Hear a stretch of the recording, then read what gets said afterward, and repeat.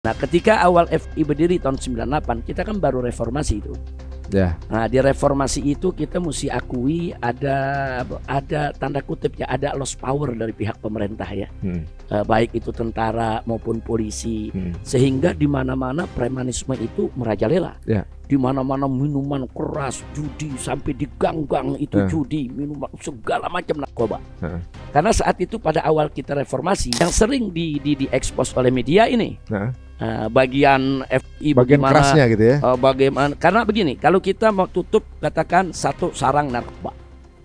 Ini kan kita lawan sarang narkoba, bukan lawan tembok yang nggak bisa bergerak. Preman, mafia, kemudian narkoba, bandar-bandarnya kita keras kita hadapi mereka. Karena mereka juga keras bunuh kita, culik kita, seksa kita. Ini real loh Pak Mas Aris. Terjadi ini pejabat yang jawabnya asal goblek begitu. Ini apa? Kok etika ditinggal? Ada lagi yang parahnya lagi, begitu rakyat protes apa dibilang? Keluar kau dari Indonesia. Kok rakyat protes disuruh keluar dari Indonesia? Terus ada lagi pejabat yang masyarakat bilang Indonesia gelap, mahasiswa kan bilang Indonesia gelap.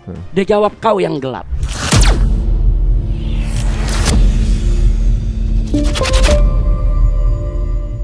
Assalamualaikum warahmatullahi wabarakatuh. Selamat ketemu lagi di Cerita Untung teman-teman semuanya. Assalamualaikum Be. Waalaikumsalam warahmatullahi wabarakatuh. Sebelumnya terima kasih Be untuk kemudian bisa menjadi tamu kita nih.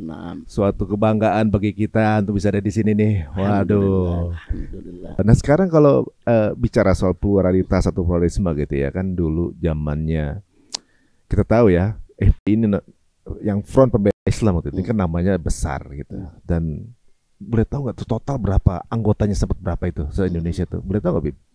Sampai ratusan ribu ada? Ada jutaan. Ada jutaan bahkan. Ya. Nah, jadi pengurus, anggota, simpatisan cukup banyak, menyebar hampir di seluruh provinsi di Indonesia. Nah, itu kan kalau yang seperti tanya hal sebelumnya nih, waktu zaman media itu belum seperti banyak sosmed, yang nongol di permukaan seperti propaganda kerasnya. Padahal orang banyak yang nggak tahu ketika tsunami FPI terjun di sana. Bahkan sampai antum ikutan evakuasi mayat saat itu gitu kan. Itu nggak keluar di media gitu. Tapi anda kemudian terpapar info itu. Kemudian kalau ada bencana ada rompinya. Berapa kali kita lagi acara banjir waktu itu di tahun 2018-19 kita turun, FPI udah di sana. Kalau kita turun udah ada orang FPI gitu ibaratnya. Nah, ini kan sesuatu yang kita lihat kayaknya berarti sebenarnya FPI butuh PR juga waktu itu kan, kita pikirkan, maksudnya bahwa mungkin kalau tidak personal branding, di-brandingin orang, akhirnya benar di-brandingin dengan media seolah-olah keras seperti itu. Dan seperti kita tahu bahwa akhirnya ditutup sekarang kan. Nah kalau antum sendiri memandang waktu itu berapa tahun dah FPI waktu ditutup itu? Di tahun 22 tahun. Udah 22 tahun. 22 tahun. Dengan jutaan yang udah ikutan, dengan manfaat positif yang nggak terbuka di masyarakat gitu, tapi masyarakat merasakan impact-nya gitu kan. Itu ketika akhirnya ada keputusan itu gimana tuh? Jadi menarik. FPI ini kan organisasi sosial masyarakat keagamaan. Ya. Jadi kita memang sebagai ormas yang namanya sosial kemasyarakatan, kita harus peduli dengan urusan sosial kemasyarakatan, termasuk urusan kemanusiaan. Maka itu memang Front Pembela Islam dari mulai sejak awal didirikan, mereka sangat peduli dengan kemanusiaan, selalu berusaha terjun lebih dulu, sigap untuk membantu saudara-saudara kita yang kena bencana, dan tanpa memandang agama. Nah, apapun agama korban daripada bencana tersebut, keyakinannya, apapun golongan, partainya, sukunya, nah semua kita bantu. Nah, tapi di samping itu sebagai organisasi keagamaan kan punya tanggung jawab juga soal amar ma'ruf nahi munkar. Nah, tidak melulu hanya tanggung jawab soal dakwah ya kemanusiaan, ada tanggung jawab amar ma'ruf nahi munkar. Nah, ketika awal FPI berdiri tahun 98, kita kan baru reformasi itu. Nah, di reformasi itu kita mesti akui ada tanda kutip ya, ada lost power dari pihak pemerintah ya. Baik itu tentara maupun polisi. Sehingga di mana-mana premanisme itu merajalela. Di mana-mana minuman keras, judi, sampai di gang-gang itu judi, minuman segala macam narkoba. Karena saat itu pada awal kita reformasi kan polisi lagi berbenah diri, ya kan. Kemudian tentara berbenah diri, pemerintahan baru juga lagi berbenah diri. Nah sehingga pada kondisi seperti itu banyak yang memancing dalam air keruh. Nah sehingga premanisme merajalela, narkoba merajalela, disitulah FPI tampil. Jadi FPI bukan sekedar terjun dalam konteks kemanusiaan, tapi juga harus terjun dalam mencegah kemunkaran yang merajalela di tengah masyarakat. Nah, yang sering diekspos oleh media ini bagian FPI bagian bagaimana, kerasnya gitu ya. Bagaimana? Karena begini, kalau kita mau tutup katakan satu sarang narkoba, ini kan kita lawan sarang narkoba bukan lawan tembok yang nggak bisa bergerak, bukan lawan tiang yang diam, tapi di sana kan ada bandarnya, ada kurirnya, ada premannya, ada mafianya. Jadi kalau kita mau tutup satu sarang narkoba, kita mesti siap dong menghadapi mereka. Mereka nggak bakal diam. Mereka juga punya senjata untuk menghadang kita, untuk musir kita. Ada backing lagi? Oh iya. Apalagi ada oknum-oknum pejabat bejat yang membackingi mereka. Yang kalau nanti kita clash dengan mereka, kita yang ditangkap, bukan mereka yang ditangkap. Nah ini kan gitu ya? Ini kan kejadian-kejadian pada saat awal FPI itu berdiri. Nah sehingga pada saat FPI bentrok dengan preman-preman tersebut di berbagai daerah, itu yang diekspos oleh media. Sehingga orang udah ini FPI serem ini main sikat ini main hantam ini. Ya kita akui kalau preman, mafia, kemudian narkoba, bandar-bandarnya kita keras kita hadapi mereka. Karena mereka juga keras bunuh kita, culik kita, seksa kita. Kalau ketangkap gitu ya? Oh iya dong. Nah, ini kan apa namanya? Kalau terjadi perang antar geng aja udah kalang kabut. Nah ini perang antar mereka yang menegakkan amar ma'ruf nahi munkar dengan para penyebar maksiat. Saya pernah datangin ada 40 wartawan dari luar negeri. Waktu itu didampingi sama salah satu kepala politik kedutaan Amerika Serikat. Waktu lagi rame-rame ini FPI perang lawan judi, lawan ini, mereka tanya. Tapi saya mau tanya satu. Kenapa FPI kok turun sana, tutup judi, tutup ini, tutup itu, kok kelihatannya mengerikan, kata mereka. Ini wartawan nih semua. Saya nggak panjang-panjang jawab. Baik, saya mau tanya sama Anda semua. Tolong jawab dulu. Kalau Anda bisa jawab ini, pertanyaan Anda akan saya jawab. Saya mau tanya dulu. Apa yang Anda lakukan atau masyarakat di negeri Anda lakukan bila pejabat bejat berkolaborasi dengan penjahat? Kalau pejabat sudah berkolaborasi dengan penjahat, sehingga aneka ragam maksiat menyebar di mana-mana, apa yang Anda lakukan? Jawabannya apa? Yang dari Amerika, saya udah paham jawabannya bagaimana, saya ngerti. Nah, terus yang satu, oh iya kalau begitu memang masyarakat harus bertindak. Nah, itu yang kami lakukan. Kalau pejabat dengan penjahat sudah berkolaborasi, kita cuma punya dua pilihan, Mas Aris. Diam dan kelak akan jadi korban, atau melawan. Nggak ada pilihan lain. Kalau kita diam, narkoba akan semakin merajalela. Bisa jadi anak-anak keturunan kita akan jadi korban semua. Tapi kalau kita lawan, masih ada kemungkinan kita menang. Waktu belum tentu menang, tapi ada kemungkinan menang. Kemungkinan kita menang. Daripada udah pasti kalah. Oh iya, kalau diam udah pasti kalah. Pasti kalah. Itu yang kita tanyakan, dan semua dengan jawaban itu mereka paham. Oh iya, kalau pejabat sudah dengan penjahat sudah berkolaborasi, masyarakat harus berdaulat. Masyarakat harus berbuat, masyarakat harus bertindak. Nggak bisa. Apalagi negeri kita ini kan kedaulatannya di tangan rakyat. Nah, ketika itu yang terjadi. Nah, otomatis kan ada benturan di bawah. Nah, benturan ini yang sering diekspos oleh media. Itu pertama. Yang kedua, memang media-media mainstream ketika itu banyak tidak suka kepada FPI. Karena hampir semua media mainstream pernah kita demo.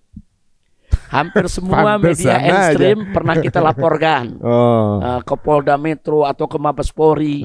Dan ada 15 media mainstream yang kita laporkan ke KPI. Kita laporkan sampai mereka semua dapat teguran.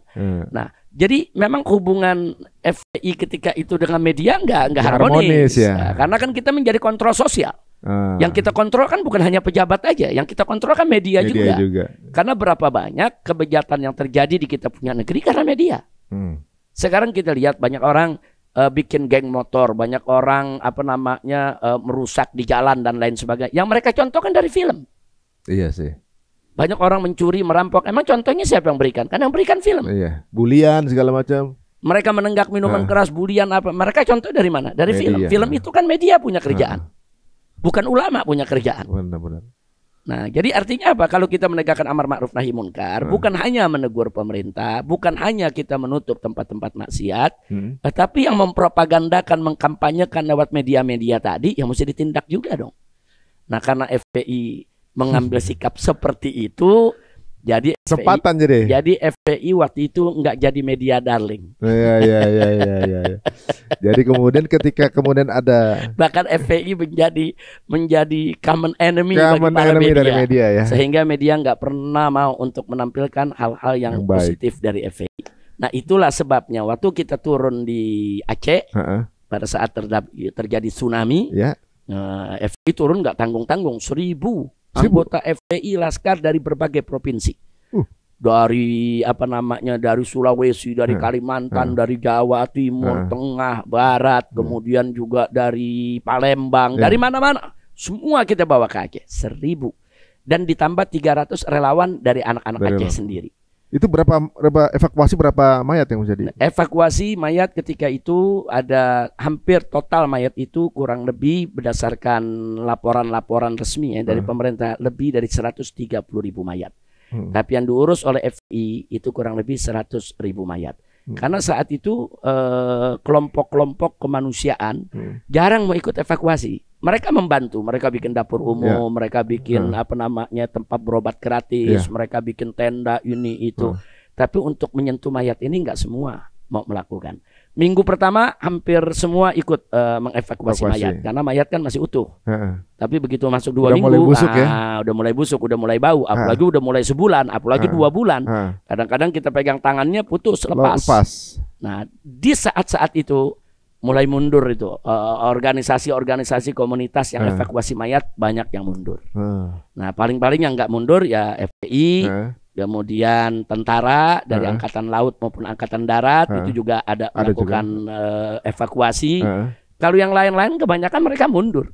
Apalagi yang dari luar negeri, dari hari kedua ketiga udah mundur. Lihat pemandangan ribuan mayat kiamat gitu ya. Bertumpuk di situ, udah mundur. Apalagi setelah 1 minggu tsunami itu beredar isu, awas jangan sentuh mayat. Mayat ini ada virusnya. Disebarluaskan itu. Nah, lebih banyak lagi yang mundur. Makanya 1.000 kita punya laskar kita kumpulkan di masjid waktu itu depan makam Taman Pahlawan yang ada di Banda Aceh. Itu kita bahas. Nah, karena ini kan goyang juga kalau dibilang virus. Goyang kalau dibilang virus. Nah, kalau laskar kita goyang semua, habis sholat subuh kita berikan support. Jadi kita katakan ingat ya bahwa virus itu makhluk Allah. Yang mengatur virus itu nyebar atau tidak nyebar itu Allah. Yang menentukan virus itu kena sama kita atau tidak itu juga Allah. Jangan terpengaruh dengan isu ini. Isu ini belum ada pembuktiannya. Satu. Kedua, yang penting kalian pada saat evakuasi mayat ikuti prosedur. Pakai sarung tangan, ya kan pakai masker kan kita ada prosedurnya. Ada sepatu yang kita pakai. Bagaimana cara ngambilnya, masukin ke kantong mayatnya. Kemudian pulang dari sana kita udah sediakan tempat untuk mandi, mandi untuk membersihkan diri dari kuman dan lain sebagainya. Ikuti aja prosedur. Dengan kita berikan begitu, anak-anak kita nggak ada yang mundur satupun juga. Itu pada di momen itu kalau nggak salah konflik di Aceh masih ya? Masih. Jadi saat itu kita punya pengalaman di Long ya. Nah, Long itu daerah memang yang ditengarai banyak aktivis GAM ketika itu. Karena kan daerahnya pebukitan, ada bukit-bukit, gunung-gunung. Jadi tentara nggak mau masuk ke Long. Karena kalau tentara masuk ke Long untuk ngumpulin mayat, mereka bisa menjadi korban snipernya GAM. Jadi itu bahaya berarti dong. Itu memang daerah daerah yang tidak direkomendasikan. Nggak ada ormas-ormas yang berani masuk ke sana dan dilarang oleh TNI. Sementara saudara-saudara kita dari GAM ini, mereka juga nggak berani turun untuk ngumpulin mayat. Karena kalau mereka turun nanti disergap TNI. Sama-sama tuh. Nah, jadi yang ini nggak bisa turun, padahal kan yang di bawah ini yang mati banyak keluarga mereka juga, kerabat mereka. Mereka turun takut disergap TNI, TNI juga mau evakuasi takut ditembakin GAM. Disitulah FPI berperan. Jadi kita maju, kita nggak ada Pangdam ketika itu, kita bilang kita minta izin, kita mau kirim 500 laskar untuk evakuasi mayat di Long. Karena di Long itu ada pabrik semen atau apa gitu di pinggir laut. Itu bisa ada 5.000 lebih. 5.000 jenazah buruh yang kerjanya mati di situ. Gak ada yang selamat satupun juga. Di pabrik itu. Ada 5.000-an jenazah. Nah, jadi kita minta, tadinya TNI nggak ngizinin. Ya, tapi kita bilang ini mayat mau diapain? Kita bilang kita nggak tanggung jawab. Kalau Anda jadi korban GAM, saya yakin GAM nggak bakal nembakin kita. Nah, akhirnya diizinkan.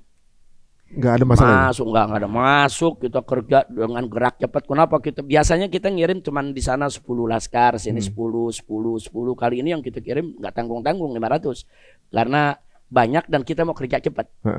Nah, akhirnya kita kerja.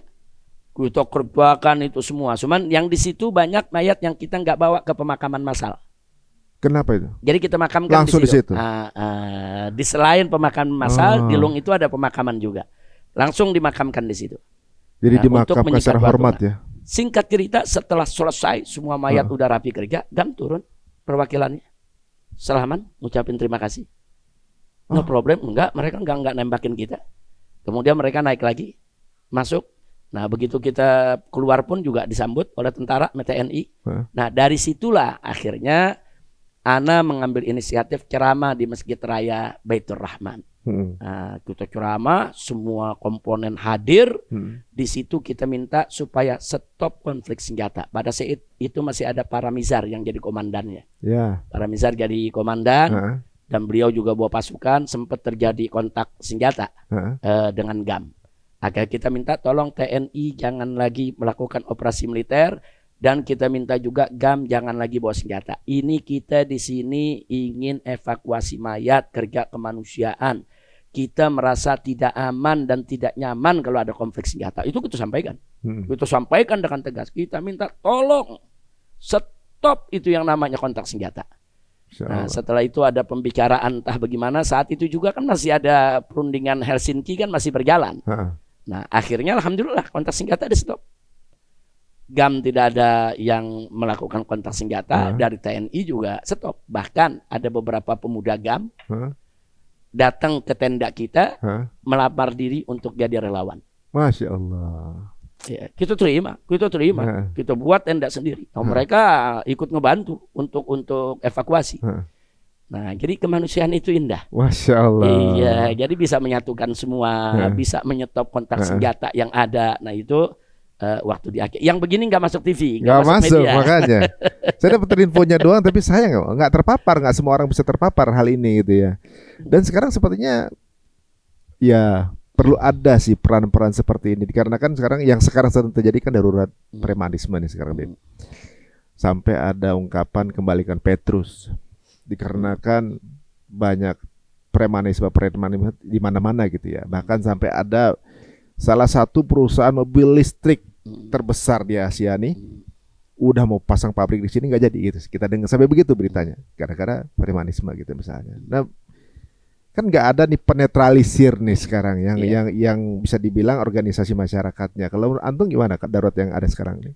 Ya, kita belajar dari FPI. FPI ini bukan organisasi preman. Organisasi sosial, kemasyarakatan, kemanusiaan. Pemerintah berani bubarin. Kenapa organisasi preman nggak berani dibubarin?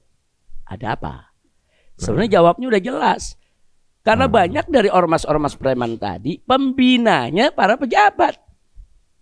Nah, kalau pembinanya pejabat bagaimana ceritanya? Itu yang tadi saya katakan waktu kita kita bicara dengan media asing. Apa yang mesti kita lakukan kalau pejabat dengan penjahat sudah berkolaborasi?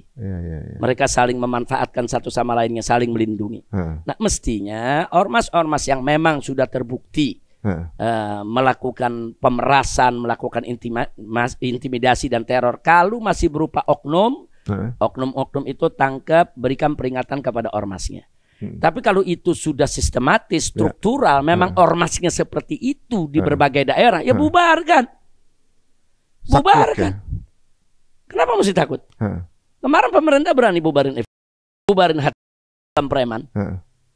Nah, yang jelas-jelas preman mengganggu masyarakat, mengganggu daripada ketenangan usaha, bisa mengganggu investasi. Nah, kalau masih berupa oknum, kalau memang organisasi tersebut secara umum bagus, cuman ada oknum-oknumnya yang nggak baik, ya oknumnya tangkap, penjarakan mereka semua. Nah, tapi kalau sudah struktural, masif, memang organisasi ini di berbagai daerah sok jago, di berbagai daerah jadi tukang peres, di berbagai daerah meresahkan masyarakat, bubarkan, nggak peduli pembinanya siapa. Nah, maka itu sekarang saya minta pejabat-pejabat tinggi, termasuk presiden sekalipun, nah, kalau namanya masih tercantum sebagai pembina-pembina di organisasi semacam ini, segera tarik itu nama. Itu akan memalukan si pejabat. Karena ke depan rakyat udah muak dengan yang begini. Makanya tadi yang Pak Mas Ari katakan, sampai saking muaknya masyarakat, sampai ada yang minta diadakan Petrus. Itu kan menunjukkan masyarakat udah muak. Walaupun saya pribadi nggak setuju. Dalam konteks agama juga Petrus itu bukan jalan keluar. Justru Petrus itu juga pelanggaran HAM. Bukan orang tadi diambil. Dalam Islam, sejahat apapun perampok, sejahat apapun pembunuh, proses hukum. Proses hukum, ada hukumnya. Kalau memang harus dihukum mati, hukum mati lewat putusan pengadilan. Nah, bukan hukum mati lewat main hakim sendiri. Kecuali kalau rampok-rampok tadi umpamanya menggunakan senjata, adu tembak dengan aparat, kemudian tertembak mati, ya aparat nggak salah. Kalau memang perampok-perampok seperti itu. Tapi kalau perampok tadi masih bisa dilumpuhkan, kan nggak boleh dibunuh. Dilumpuhkan, diproses hukum, dihukum mati lewat proses hukum yang ada. Jadi nggak ada jalan keluar. Kalau Petrus bukan jalan keluar. Petrus itu pelanggaran HAM. Sekali lagi saya sampaikan, Petrus itu pelanggaran HAM. Tidak boleh kita ulangi. Yang sudah terjadi sudahlah, tapi ke depan jangan sekali-kali kita ulangi. Sejahat apapun orang, tetap dia punya hak untuk diajukan ke pengadilan, untuk menyampaikan alasannya, untuk membela diri. Itu kan hak dia. Sementara mereka yang melakukan tuduhan atau jadi korban juga punya hak untuk menyampaikan keluhan ke pengadilan. Jadi ini negara hukum, tetap harus ditegakkan hukum. Masya Allah, ini uraian yang saya rasa mungkin nggak disangka kan keluar dari narasi antum nih. Setelah banyaknya fitnah dan juga berbagai jenis sudah pernah antum rasain. Di dalam penjara pernah juga, gitu. Dari pernah sasaran tembakan peluru pernah juga. Fitnah-fitnah berbagai jenis udah menimpa antum juga, ibaratnya kayak semacam ya jenisnya apa saja udah pernah, tapi ternyata nggak bikin antum sedih. Orang mungkin bingung cara bikin kena mentalnya apa ini kan gitu. Tapi pernah nggak sepanjang perjalanan dakwah ini momen tersedih antum itu kapan? Suka duka itu sunatullah. Iya, siapapun manusianya, bahkan sampai seorang nabi pun ada saatnya suka, ada saatnya duka. Ya sama lah. Kita semua manusia punya rasa suka duka. Ada saatnya kita suka, kita senang, kita bahagia, kita gembira. Ada juga saatnya kita duka. Nah, yang penting kan bagi seorang mukmin, bagaimana suka duka itu dikelola sedemikian rupa sehingga semuanya tetap menjadi kebaikan buat dia. Kan Nabi yang mengatakan dalam hadis, kata Nabi, ajaban li amril mukmin. Kata Nabi, ajaib urusannya orang yang beriman. Kata Nabi, ajaib, dan gak ada yang punya kondisi seperti ini kecuali orang yang beriman, kata Nabi. Apa kata Nabi? In asobathu sarra, kata Nabi, in asobathu sarra syakara, wa in asobathu darra sobara. Jadi ajaibnya itu orang yang beriman itu manakala dia dapat kesenangan, dia bersyukur. Manakala dia dapat kesulitan, dia bersabar. Kata Nabi, itu urusan orang beriman ya begitu. Nah, jadi suka duka bagi seorang mukmin, apalagi yang berjuang dalam menegakkan dakwah, amar ma'ruf nahi munkar, jihad, suka duka itu udah menjadi langganan dia. Tinggal bagaimana dia memanage suka duka tersebut. Lagi suka bersyukur, lagi duka bersabar. Nah, jadi ada sedihnya, ada dukanya ada. Manakala kita berpisah jauh dari keluarga aja kan sedih, bukan nggak sedih, sedih ada. Tapi bagaimana kita memanage kesedihan tadi? Manakala kita dapat katakan seperti anak punya pengawal murid 6 orang, 6-nya masih muda, santri bukan penjahat, mereka diculik, kemudian disiksa, dibunuh, setelah dibunuh difitnah lagi bahwa mereka yang salah. Ada rasa sedih ada juga, bukan tidak sedih. Siapa yang nggak sedih? Nggak mungkin kita nggak sedih. Tapi bagaimana kita manage kesedihan kita tadi dengan sabar, jangan sampai mengantarkan kepada sikap putus asa atau sikap mengeluh menyalahkan Allah. Nggak boleh. Nah, sebetulnya suka duka ya memang harus kita hadapi dan harus kita kelola sebaik-baiknya. Insya Allah kalau itu yang kita lakukan, semua jadi baik buat kita. Karena Nabi yang mengatakan ajaban li amril mu'min. Kata Nabi, udah ajaib, udah urusan orang beriman. Semua urusannya khair, kata Nabi. Semua urusannya khair. Dan ini hanya orang beriman yang punya. Dia ketimpa senang, dia syukur, dia ketimpa susah, dia sabar. Udah orang beriman selalu khair dalam kehidupannya. Masya Allah. Mungkin banyak yang nyangka ya, berarti kalau antum sebenarnya waktu di penjara waktu itu ya, keluarnya berubah, udah jadi nggak kayak dulu. Ternyata masih sama juga gitu ya. Orang nyangka apa yang bisa bikin kena mental biar jadi kemudian lebih bisa diatur. Ternyata antum sesuai jalan Allah aja gitu ya. Insya Allah. Karena di penjara pun, selama kita berkali-kali di penjara pun juga kita bisa jadi media dakwah. Saya dengar itu ada yang jadi pengajian di sana. Di penjara kan, di penjara itu kan kita nggak dilarang untuk sholat berjamaah bersama, bikin pengajian, bikin daurah, bikin training. Katanya pada nangis pas antum pamitan tuh. Oh iya, jadi ya sama lah, kita juga nangis meninggalkan mereka. Karena mereka seperti yang terakhir ya, yang terakhir kita di penjara di blok narkoba. Nah, ini blok narkoba, isinya ini bandar narkoba, kurir narkoba, pemakai narkoba. Yang tadinya mereka nggak ke masjid, akhirnya rame-rame mereka ke masjid. Yang tadinya di masjid yang sholat cuma 2-3 orang, akhirnya jadi penuh itu masjid sampai keluar-luar. Telat sedikit nggak dapat tempat. Yang tadinya mereka nggak bisa baca Quran, mereka jadi bisa baca Quran. Dan saya waktu itu ditemani sama Habib Hanif, saya punya menantu. Ditemani sama Kiai Haji Ahmad Sobri Lubis, saya punya kawan, sama beberapa ustadz yang lainnya. Dan kita bagi-bagi tugas. Yang ini ngajar fikihnya, yang ini ngajar Qur'annya, yang ini ngajar tauhidnya, akidahnya. Ya akhirnya berubah suasana di penjara kayak pesantren. Kayak pesantren. Dari pagi sampai malam tuh selalu ada kegiatan keagamaan. Masya Allah. Bahkan terakhir sebelum saya keluar, kita lagi berpikir, waduh, ini kan ada sholat Jumat nih. Nanti siapa yang jadi khotibnya? Khotibnya ngambil dari luar. Kalau datang, kalau nggak datang, bisa bubar ini Jumat. Kita buka kursus khotib Jumat. Masya Allah.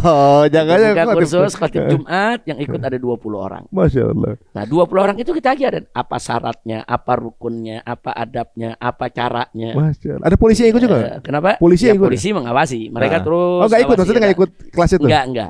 Nah, jadi akhirnya kita ajarkan, dan abis kita ajarkan, kita praktekkan langsung mereka satu-satu untuk khutbah. Jadi sebelum beberapa bulan sebelum kita keluar, itu yang khotib Jumat semua orang penjara. Nah, kita lihat, oh ini udah bagus, ini udah bagus, kita naikkan satu-satu, kita naikkan. Nah yang sudah naik bagus, lulus, kita kasih sertifikat. Waduh. Sertifikat lulus sebagai khotib Jumat. Nah kemudian anak-anak ini kan ada yang dipindah ke Salemba, ada yang dipindah ke Cipinang. Ternyata begitu dipindah ke Salemba, dia bisa jadi khotib Jumat di sana. Yang dipindah ke Cipinang, dia bisa jadi khotib Jumat di sana. Nah jadi itu muncul karena kekhawatiran kita ini, kalau kita tinggal nggak ada yang bisa jadi khatib, gimana ini? Nah, akhirnya ternyata ada 20 yang bisa jadi khatib. Masya Allah. Dan bagus bacaan mereka, bisa jadi khatib, bisa jadi imam. Nah jadi kalau kita memanfaatkan waktu kita di penjara untuk dakwah seperti itu, kita nggak berasa di penjara. Iya. Cuman kita di luar dakwah, di penjara dakwah, cuma beda tempat aja. Iya. Sama-sama dakwah. Nggak ngaruh jadi ke sana. Nggak ngaruh ya. Jadi mau dimanapun posisinya selalu akan memberikan manfaat. Ini masa luar biasa. Amin ya rabbal alamin. Sebagai penutup nih, Bib, ada pesan nggak buat kita nih? Dengan keadaan seperti sekarang ini, tingkat sakit mental ini naiknya luar biasa.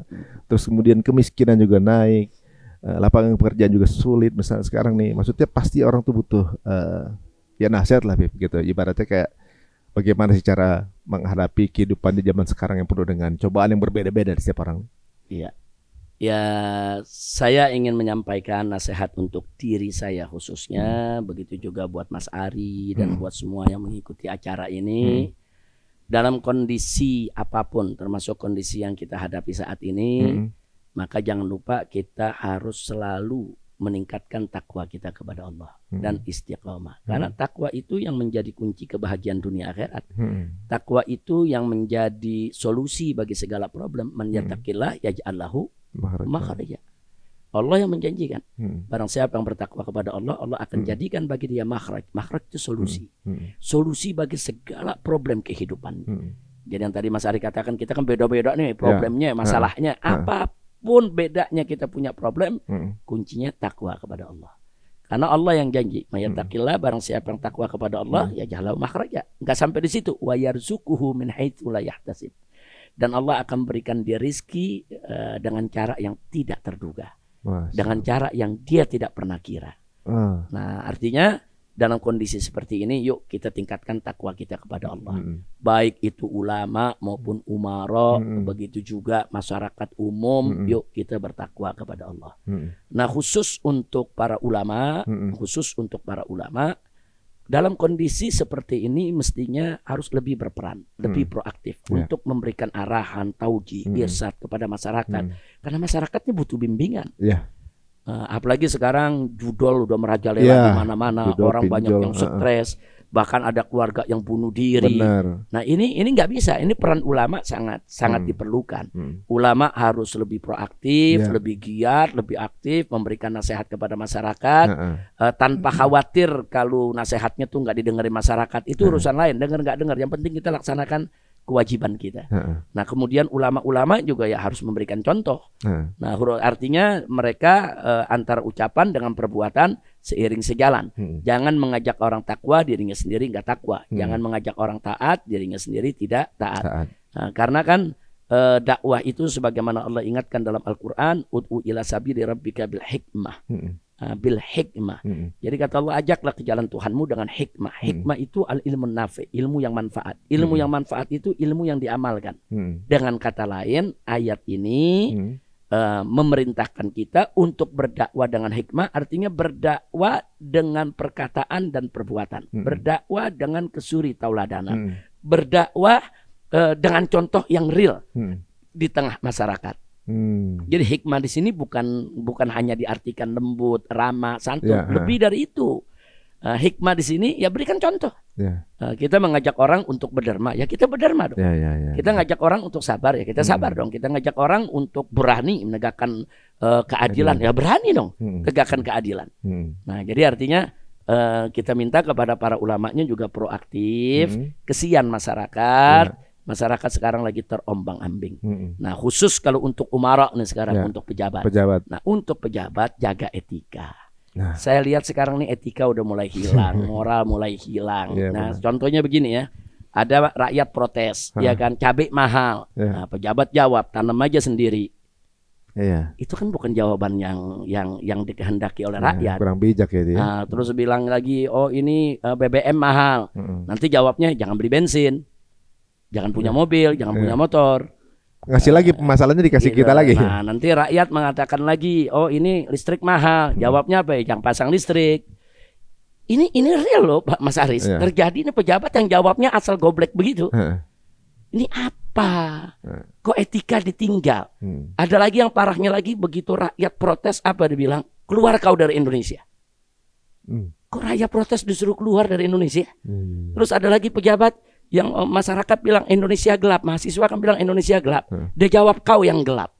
Bukan itu cara jawab pejabat kepada masyarakat. Kalau ngobrol di warung kopi boleh begitu. Si A mengatakan kepada si B, ente gelap. Dia jawab, lu yang gelap. Itu obrolan warung kopi. Kalau ada keluhan dari mahasiswa Indonesia gelap, maka pemerintahannya introspeksi. Di mana gelapnya? Kenapa disebut gelap? Oh mungkin karena banyaknya korupsi yang belum dituntaskan kasusnya, kemudian karena banyaknya teror intimidasi, kemudian banyaknya judi online yang tersebar merajalela. Oh pantas disebut gelap. Rapihin. Bukan orang bilang Indonesia gelap dijawab kau yang gelap. Iya, nggak punya jawaban waktu itu. Enggak begitu dong. Orang lagi protes dibilang kau pergi aja dari negeri ini. Enggak bijak. Atau kritik gitu ya.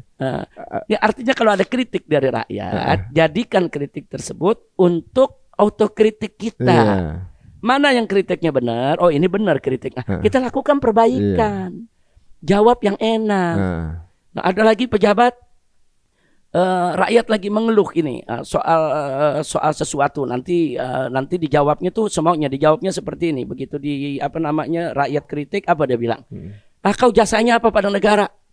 Kau nggak punya jasa pada negara, jangan banyak kritik. Apa? Rakyat ini semua berjasa. Mana ada rakyat yang nggak berjasa, Pak Ari?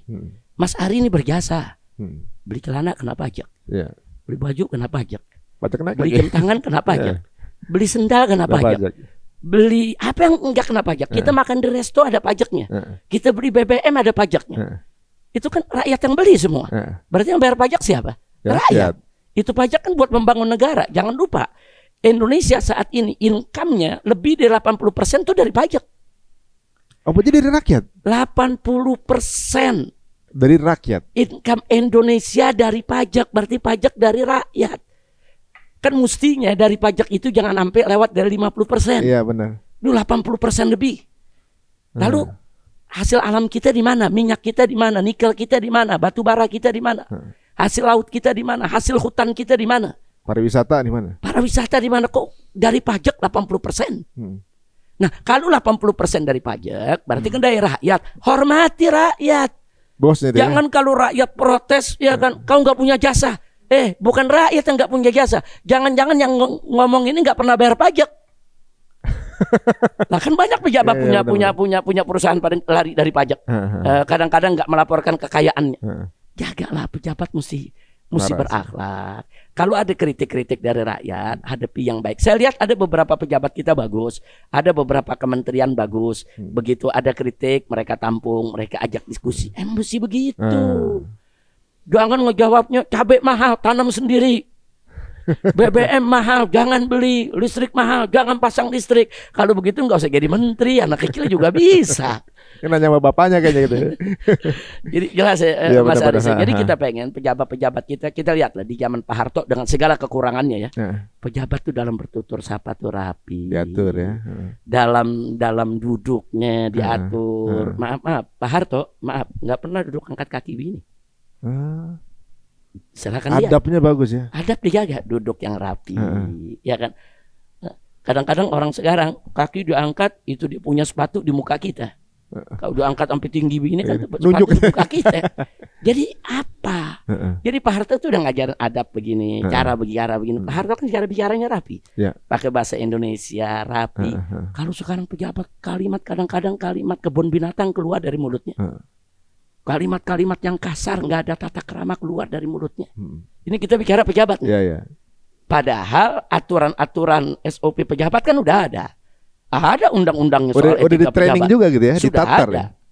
Nah, jadi kita pikir supaya pejabat dicintai oleh masyarakat, ya kan, di samping mereka harus bekerja keras, jangan anti kritik. Ya, anti kritik.